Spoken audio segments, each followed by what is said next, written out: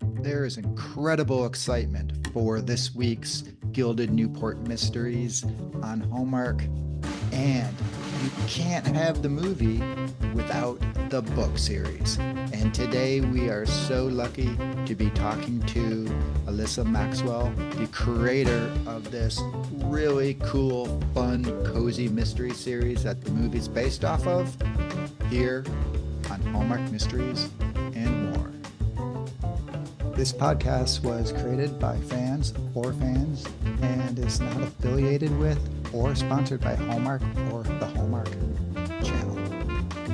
Hello. Okay, so today we are super excited to have Alyssa Maxwell, the writer of the book series that the new Hallmark mystery, the Gilded Newport Mysteries, Murder at the Breakers, is based off of. So, hello, Alyssa. How are you today? I'm good, Eric. Thank you. Thank you for having me on. Oh, no, super excited. I have to say, so we got the news that True Justice, which we're recording today on a Friday, and True Justice airs tonight. We were just excited that Hallmark was releasing one mystery and then quickly came out with the second mystery coming on board. So, being sleuthers that we are, we could not be more excited. So, and then when we saw that it was a period piece, which is a whole new thing for Hallmark, it really kind of exploded our brains. So we're excited to talk to you and really find out a little bit more behind the whole story that this is based off of. Sure. So now you're down in Florida, huh? I am, yeah. What I'm near what what Fort parts? Lauderdale. Okay. South Florida, of Yeah, yeah. about 20 minutes north of Fort Lauderdale, I guess. Okay. So my in-laws are up in Jupiter, so just a little bit north Okay, of yeah. you. Mhm. And then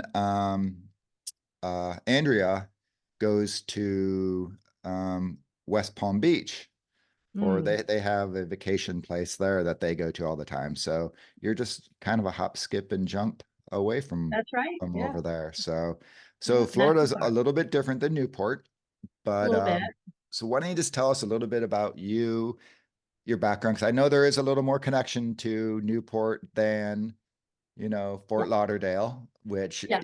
I guess Exactly. heck, you could have done the Fort Lauderdale spring break mysteries, which would have been a I whole nother That's exciting, a thought for the right? future. You never know. You never But know. so yeah, tell us a little bit about you and your background, and you know. Yeah, well, I grew up in Connecticut where, I had a really good friend who eventually moved with her family to Newport.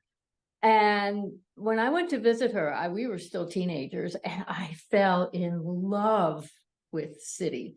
She was living on the Point section in one of the houses that the Newport Restoration Society had just renovated and was now renting out. And you weren't considered a renter. This is still the case. You're considered, I think it's like a custodian or a steward of the house, because these are original colonials, but that have been updated so that people can actually live in them. So anyway, through her, I met my husband, or who would become my husband. And between, my friend and my husband, I learned about Newport not just as a tourist. As most people see it, it's very Right. exciting. They see it in the summer, the yachts and the sailing and the parties and the mansions. But I learned about Newport from the point of view of people who have lived there, not only, at the time, but for generations.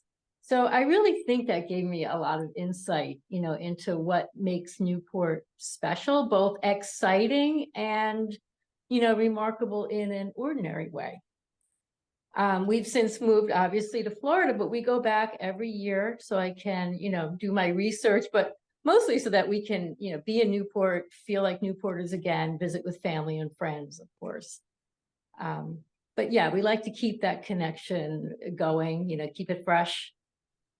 And then so you're visiting Newport, all that as a teenager and that, how'd you end up becoming a cozy mystery writer? Yeah, well, that was an evolution. I had always loved to write, and I was fairly good at it even as a kid. It's just something I love to do.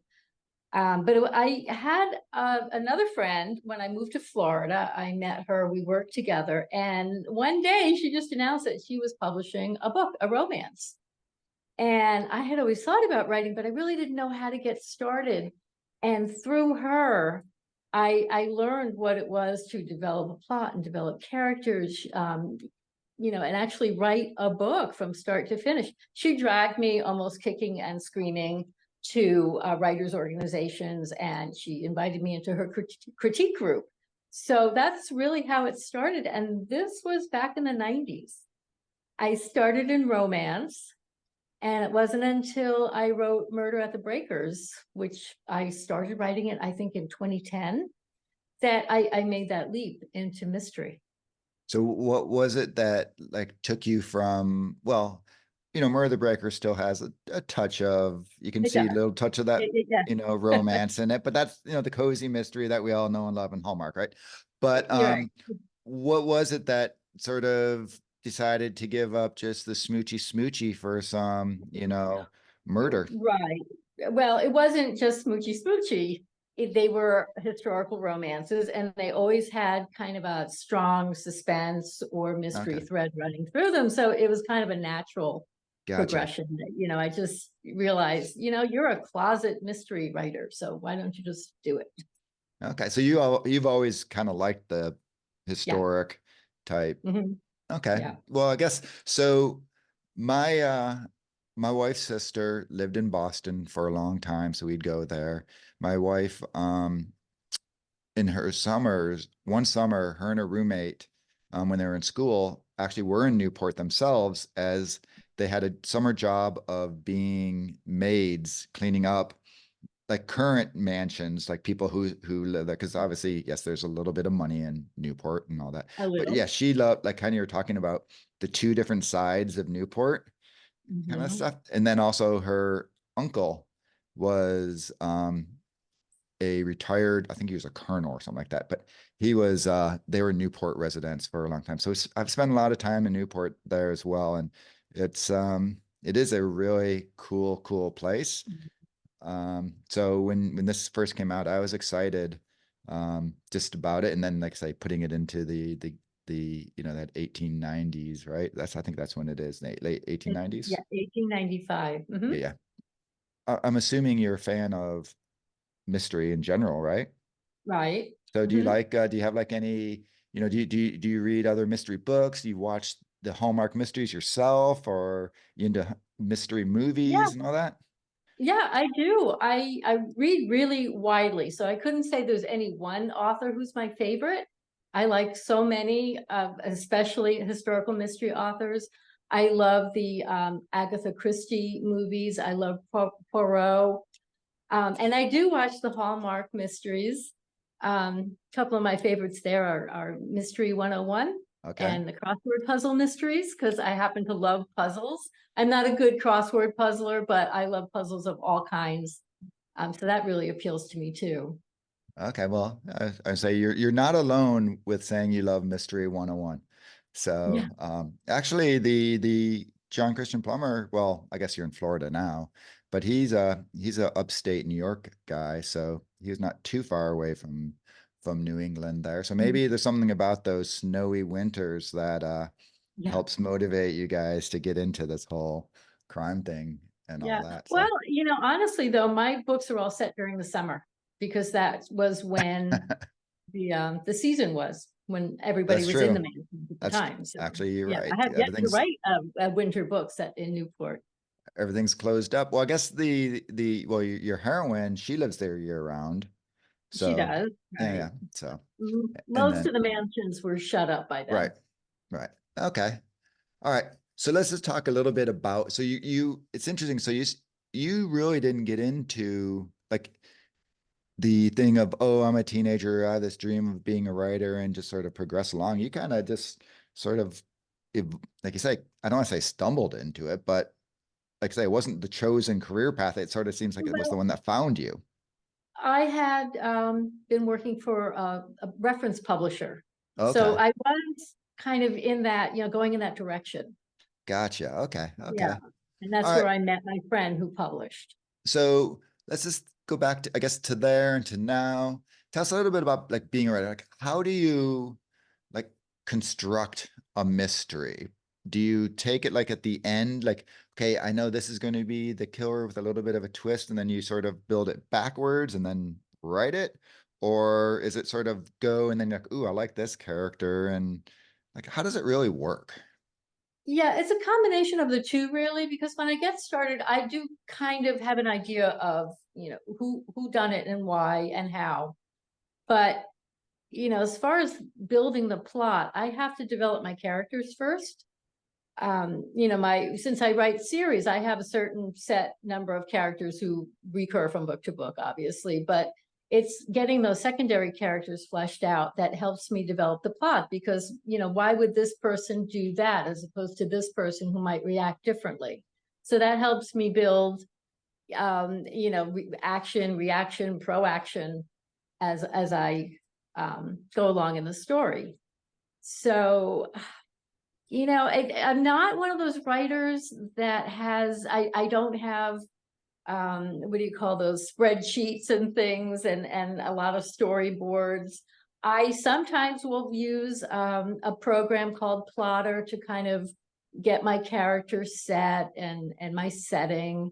Or sometimes I'll use a dry erase board. Other times I'll use index cards. So it really changes from book to book. It's weird how that happens. I don't know why. It's a kind of like whatever mood I'm in when I begin. The Gilded Newport. What were was that your first then from evolving from the romance to the mystery? Yeah, Murder at the Breakers. Yeah. Okay. Okay. So, when you made that jump, were like any of the characters sort of these, I don't want to say they're obviously from your romance, but were they kind of like ones that were sort of existing in you and you're like, oh, Emma from whatever, I don't know sorry, I don't know the romance book. Like, oh, Right. I That's can okay. turn this character into Emma who's now this, or was it No. like you just sort of had this fresh start and I'm starting this whole new Yeah, I would series or call it a fresh start. But what helped me with some of the characters were members of my husband's family. wait, so So your husband's family's full of murderers? yes, no. But the nanny character, Okay. and who Emma lives with, who used to be her nanny, now she's her housekeeper. That was kind of based on my husband's grandmother, who we called Nan, Okay. and they have a lot in common.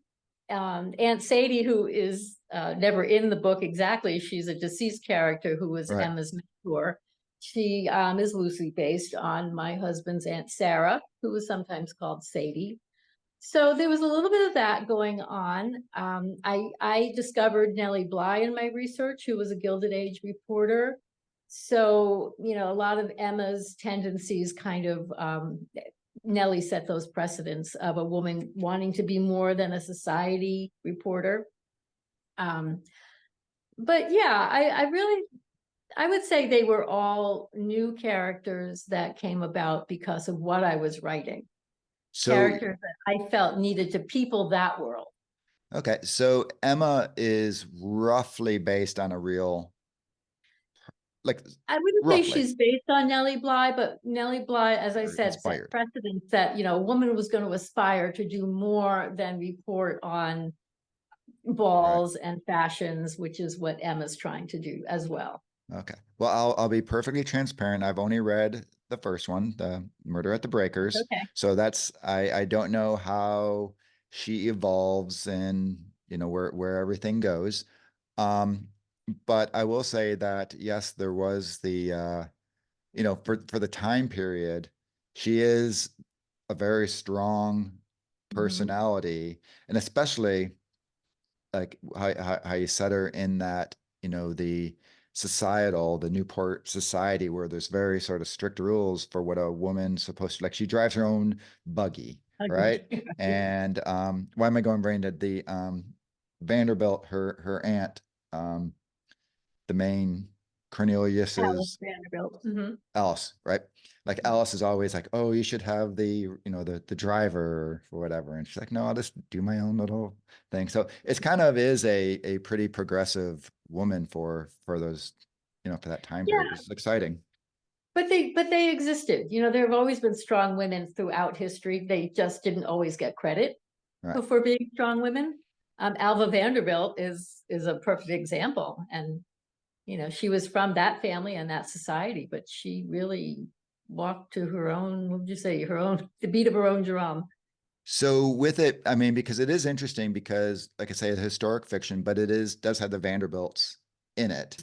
Are those actually the real Vanderbilts there, or are those fictional Vanderbilts? No, those are real Those are the real Vanderbilts. ones? Okay. Yeah. So for them, are they pretty kind of true to who they really are as far as their characters? I tried to make them as close to what I read about them. Okay. For instance, Neely Vanderbilt, who is, in the book, Right. and he is wanting to date whatever Grace Wilson. But Neely was a very studious kind of person, and I tried to write him that way. And once he committed to Grace, he wasn't going to go back and tell her no just because his family didn't approve. He was really somebody who was honorable, and stuck to his word. His father, on the other hand, was actually very similar, and that's where the problem came in. Cornelius Vanderbilt wasn't going to back down either. So yeah, I really tried to make them as close to how history paints them. Okay. Good. And like I say, I enjoyed it. One of my favorite little snippets of the book, and it gets back to a little bit of woman power there, was when the I don't want to reveal too much about the story because this will come out before the movie, and I don't want to do any spoilers, but we obviously know someone dies. But Emma she's the reporter, and like you say, she writes about balls and those sort of things. But she also has the inside scoop because her brother is accused. And so she writes the story, but the publisher is like, no, we're going to give it to the guy writer just because he's an older guy, even though she's the better writer. So I kind of felt her pain there of what has to be the frustration of just being the pigeonholed, like, oh, you're going to be writing about what you write about, and a little how dismissive her boss was of her. Mhm. Okay. So what was it about the Gilded Age really that drew you to it? Because you could have wrote about like sort of any period. So why that period? I could have. Well, it was Newport first and foremost. And in looking at it, the most famous and identifiable part of Newport are those mansions and those people and those names: Vanderbilt, Astor, Morgan. These are names that we still know today. So I thought, to appeal to a wide audience, it always really does help to have something that is familiar and identifiable. It also gave me tons of material to work with and no lack of research materials. There's so much written. There's so many pictures and images to be found. So it's just a very rich, exciting, dynamic time period to get into. Okay, so it's not like it's like your favorite time in the world. It just sort of really fit for what Well, you're trying loving to history do. as I do, yeah, there are several time periods that I love to read about, watch movies about, even, possibly write about someday. But yeah, this is one of them. Okay, excellent. All right.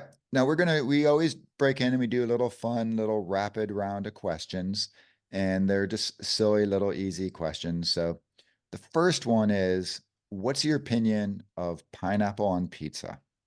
No, no, no, it's Okay. wrong. I'm of Italian descent. We don't do that. We will continue this conversation then. Thank you. I agree 100%.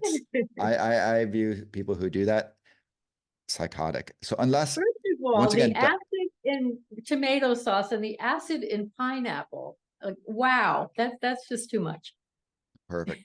Though John Christian Palmer did point out, like, if you're actually from Hawaii, it may be okay. So I've decided if you're actually Hawaiian, you can have Hawaiian pizza, but anybody else, I No. agree with you. 100% wrong, just wrong. Okay. All right. So you are on a nice little yacht off the coast of Newport, and a big crazy storm comes and hits and drags you to some little island that you're stuck on, deserted by yourself, never to be found for years. Mhm. What book are you glad that you brought with you? Mhm. Oh gosh. Oh, how about the complete works of Shakespeare? Because then at least I have comedies, I got romance, I've got history So you, plays. you travel light on these 3 hour tours, huh? Okay. I'll give you that. So you're taking, I mean, interesting, going the whole Shakespeare route. All right. But you're right, it gives you a little bit of everything. Yeah. Okay. All right. So you grew up there in Connecticut, but you're down in Florida now. So what's worse, a nor'easter or, and I'll say like a reasonable hurricane? So not like a category 5, whatever. We know that's just what devastating. But like, a normal Sakian hurricane. Mm-hmm. I think I've lived through both. I think the nor'easter was less scary than the hurricane. I really only been through one bad hurricane, and that was Wilma in my area. Okay. That was pretty scary. All right. So you have the Gilded Age mystery, right? That you write for the Gilded Mhm. Newport. HBO has, I believe it is called Gilded Age, if I'm not mistaken. Do you Right. watch that show? Oh, religiously, of course. So you love it, Of huh? course. Oh, I All right, do. I do. Well, part of the fun is knowing which house they filmed in, which part of Newport they've used. So that's fun. But I watch anything, period, pretty much. I feel like there can be few and far between. So if anything comes out, I will watch it. so my wife loves it too, and so I've gotten into it. And while I don't necessarily love it, I do enjoy it, and I think it's fun. But when reading your book, I was like kept going to there to sort of reference things, and like they would the Astors are not a very big character, at least in the first book. They're mentioned, but they're not like a very big character. So I don't know if they Mhm. come down the road getting a little bit more, but just like the Vanderbilt the Astors. So I was very into it. And like I say, I had a lot of cross reference. So it was Right. a lot of fun for the timing. So Mhm. okay. All right. Well, we already asked, my other one was going to be if you're a Hallmark mystery fan and what your favorite, but you already answered that. So Mystery 101 and then Tess and Logan over there for crossword mysteries. Yeah, okay. Right. The right answer, by the way, is Gourmet Detective, but Oh, we'll okay. still let you. Mystery 101 and crossword puzzles is I definitely also like way Murder up She there. Baked. So, well, there's a new one of those that we've just discovered is going to be coming out down there. So actually, I'm going to go off script here with some of my questions. So what's interesting, if you look at the Hallmark mystery that is on air, and we'll actually get into a little bit more of the specifics of it, but then compare it to the book Cozy Mysteries. The books are definitely a little bit spicier and not as G-rated as the what gets on Hallmark. And your book, while it's not real bad, you definitely like, you have smoking characters, you have drunk teenagers and, all those Right, sort of right. things, Yeah. and you have illicit, well, I shouldn't say anything. Well, whatever. You just have much more adult things that are taking place necessarily in Hallmark. But some of these cozy mysteries, or even said like, the Agatha Christie, some of these have just not you go back, they have not aged well. If you look at it through the lens of 2023, 2024, Agatha Christie, obviously there's some racism and things like that, but once again, she's writing in the 20s and very different time. But Hannah Swenson, like reading those, Hannah, like the Joanna Fluke books are a little bit, you know starts with Hannah having an affair with her professor and stuff like that. So yeah, so it is a little interesting how the books are not quite as, Right. well, I guess they're cozy, but it's not quite as Hallmark cozy as what you see on screen. So that's just a little whatever, Yeah. just Yeah, that fun. is true. But Okay. Actually, no, here is my last actual question. Sorry.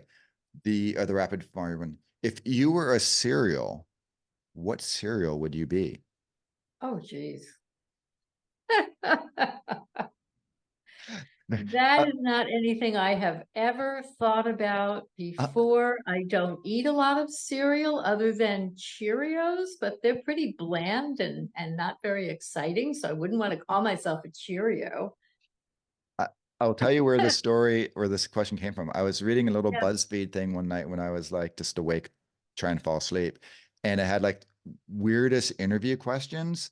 And one of the things a woman was asked that, and she actually answered Cheerio because she loves Did Cheerios you? or for whatever, Oh, right? well, I And the do. interviewer is like, "Yeah, no, that's not the right answer. It should be Fruit Loops because they're fun and whatever."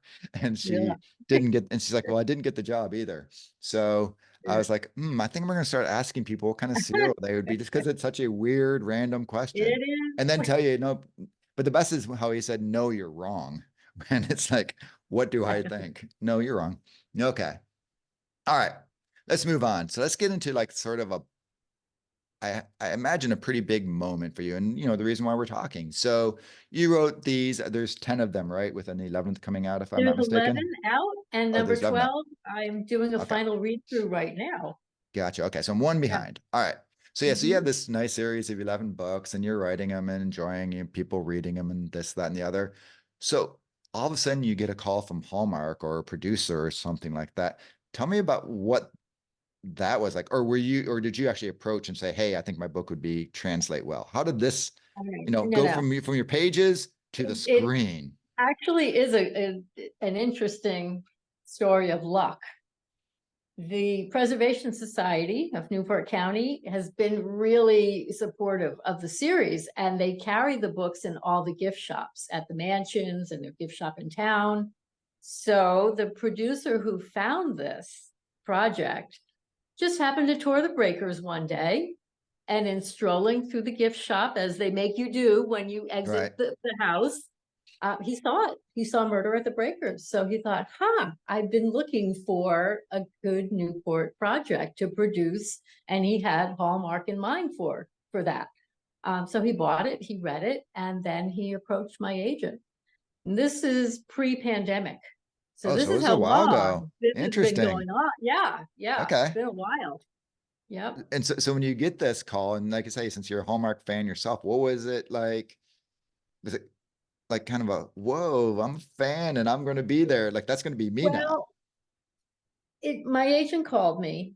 There had been other interest in doing, something in film for this book, but options and shopping agreements happen all, like, I don't want to say all the time, but they're not that okay. rare.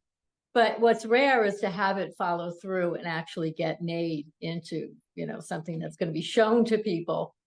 So I was elated at first, but then guardedly optimistic. And there were times when I kind of thought, yeah, I don't think this is going to happen, because months would go by without hearing anything. And that's kind of how it goes. If they're not going to do it, you just stop hearing from them after a while. But that didn't happen. It would then pick up again.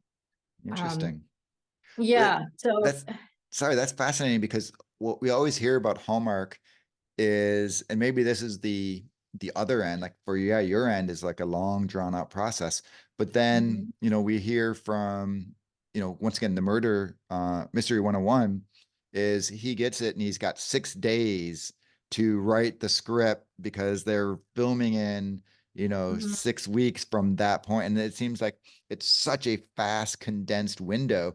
But it's amazing well, because your side is right. exactly the opposite, this long drawn out, which I hadn't Yeah. really, I assumed you like they called you in October and said, hey, we want to do this. So, okay, No, interesting. no, no. Interesting. Years.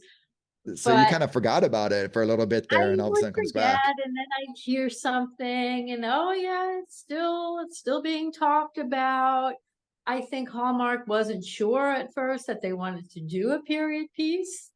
Right. Because there's So a there little was that investment that has to discussion, take I guess, place.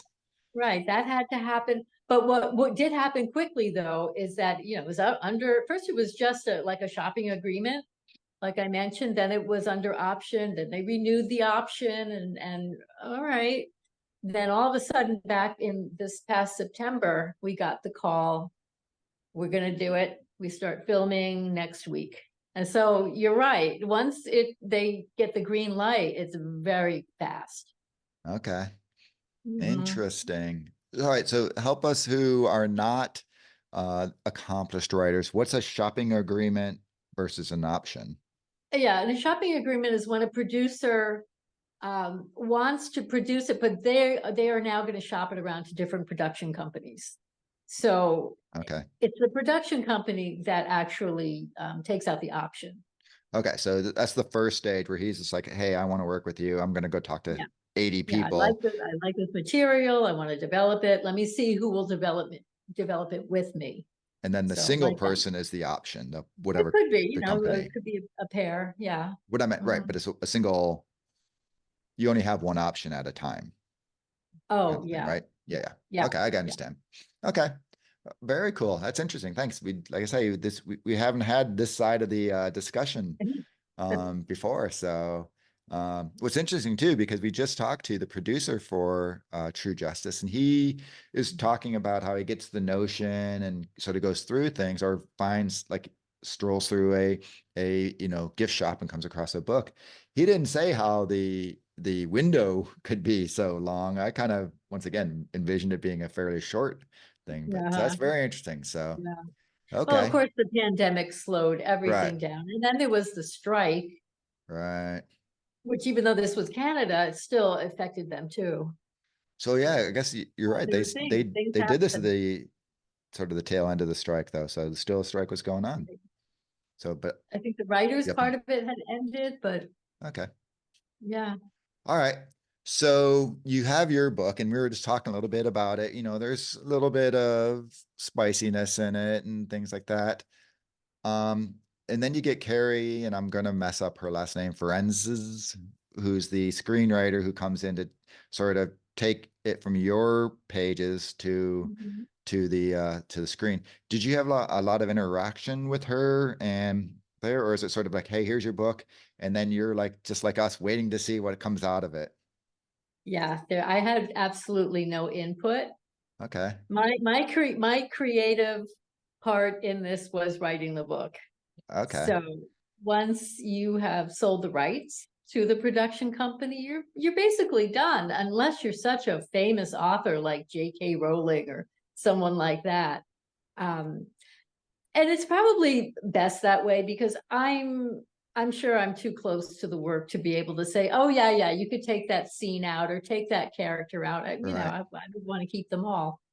So, It's got but to be a I little scary though, isn't it? what's that? I'm It's got sorry. to be a little scary because you have this thing that you just love and this Yeah, that you you created, don't know. and someone else is going to just, I mean, in a nice way, but completely dissect it because they've got to make it Yeah, fit 124 minutes, and TV is a very different medium than a book, exactly. so Exactly. it can dramatically change. Yeah. And I figure they understand what keeps a TV viewer watching. Right. I hope I understand what keeps somebody reading, but I probably don't have a handle on what keeps people watching after the first 10 minutes of a show. I will say though, I believe it's pronounced Ferenz, Carrie Ferenz, Okay. and she was a writer on Frankie Drake, and I was also a fan of that show. So, I Okay. felt a little bit okay that when I learned that she was the writer. I will say that you do know how to keep a reader interested because you got my wife mad at me. So maybe you should feel a little bit there because I'd put on my air pods when I go walk the dogs and I listen to the book. And Mhm. so I'd be walking the dogs, listening to it, and then I'd finish walking the dogs and I'd get home. I'm like, I can't go now because it's whatever critical stuff's happening. So I'd leave my AirPods in as I'm doing dishes or whatever. My wife would be talking to me and I'd have no idea what she's saying. And then she's like, why do you have your AirPods in? I'm trying to talk to you. You shouldn't do this. And I'm like, I gotta know what's going on. Emma's Oh, about to whatever, or this is happening. So you did keep me entertained enough to get my wife mad at me. So great. That's all right. great. Yes. So did you see the have you afterwards, after it was all done, have you seen the script? So do you know what's coming and how it I all there? I do, but I don't want to comment, Right. No, you know, I was just too much curious if on that. if you did Yeah. get to see all of that. So, Mhm. well, I guess the one thing you can say, I can ask is very broadly, because we've talked to a couple of them, and like once again, the Curious Cater, which is based off a book. Some of them sort of follow, or even you were talking about Hannah Swenson. Some of them sort of follow the framework of the story. Other ones Mhm. take literally one scene and build Mm. out. Would you say yours sort of is a little more follows the overall, Yeah, or is it more okay? yeah, yes, it Okay. did, which it pleased me no end. Right. So, That's yeah. well, that I was thinking that because when I was saying how you're saying like you just sort of sell it and you don't get any say, it'd probably be very frustrating for the book author to see it be just essentially one chunk. For example, Yeah. Curious Cater grilling season, when the exploding barbecue, it's like a side bit of it, but the writer found it just really interesting, so he kind of made it as the big pivotal moment, and it was such a secondary thing there, and then Mhm. everything else that happened in the movie didn't happen in the book. So yeah, but Wow. Yeah. I'm excited to hear that it holds. Like I say, obviously it adjusts, as we said, because TV is different, but Mhm. I'm excited that it holds because it's a very good story. It's a very good story. Thank you. Thank you so much. What do you think of the casting with Allie Scoveby, Danny Griffin, Nathan Witt? I'm not sure how to pronounce his last Whitney name. quit. Yeah. Witty. Okay. Would you see I'm them? just, Are they at all what you envisioned? um, no, not necessarily. I'm thrilled with Alice. Is it Scovey? I Scovey? Sco Yeah, I'm right there with I you. will make I'm thrilled a too. point of finding out exactly how to pronounce that. I was thrilled with her. I thought she was just a perfect Emma. Okay. Um, whether she's exactly what I envision in my head, I don't know, but I just thought she captured her just beautifully. And I think the gentlemen are going to make for a very interesting dynamic, between the two of them. I will So say that yeah, Allie, I'm very I, happy. as I told you, Gourmet Detective is my favorite mystery, and she played the daughter in Yeah, that. So she there, yes, and that's so when I right. saw Yeah. that she was cast, I was so excited to see someone from that show going on. It's also really exciting to see the other thing, like I say, the changing of from the books to the movies is you wrote a 21-year-old and they Yeah, cast, I think she actually is 21, I, whereas often I think Hallmark so. will cast a little more established star. So all of a sudden your 21-year-old Uh-huh. becomes Yeah. 32, You're you right, know? right, And right. so like No, they've done that in some of the other ones too. So it was really exciting to see them go young with yep, this. And I think it's going to, between the perfect. period piece and young, it's going to attract a whole different audience. I hope so. I hope you're right. Now, are you very familiar with Danny Griffin? No, I'm not. No. Okay, I'm going to tell you a little thing. I was not either. But I posted on Instagram a little thing about how I was excited and I did some pictures, the Mhm. the Hallmark pictures. It Other than when we revealed what the final episode of the like the unproduced uh story for Mystery 101 would be, Mhm. that post of yours with those characters exploded beyond Oh, I make no tenfold our kidding. second best post, right? And Wow. the Danny Griffin has a legion of very, very loyal Oh, fans. good to So know. I'm guessing the women find him dreamy. Yeah, So he I think, yeah.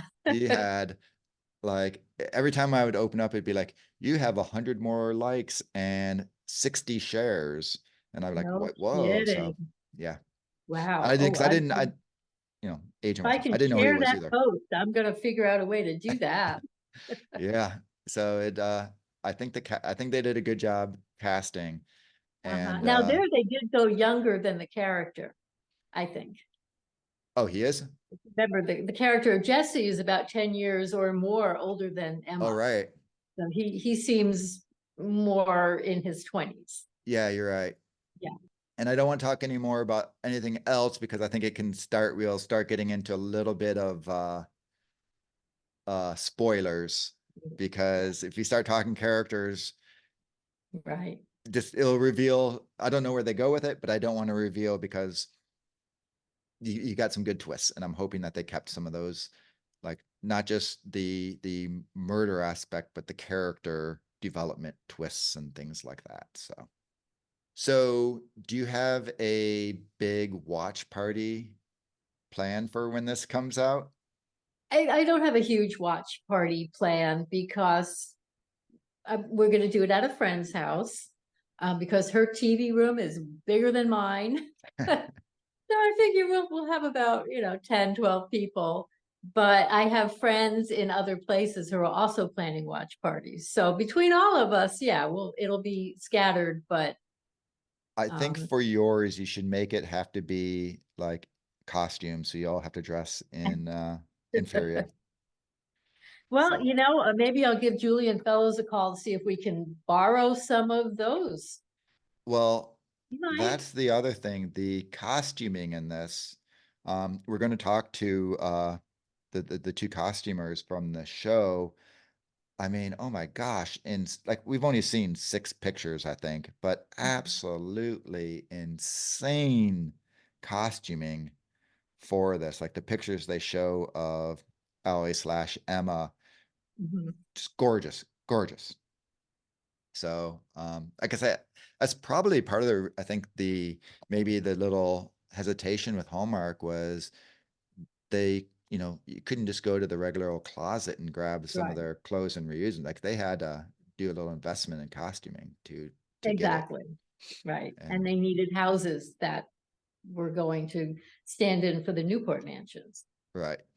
That, you have to pay for that I think privilege. they should just build a new breakers, That right? would, I mean, yeah, how expensive I'm could up that for be, that. right? Sure, Okay, and I will come up and make sure that they get it right. perfect. Okay.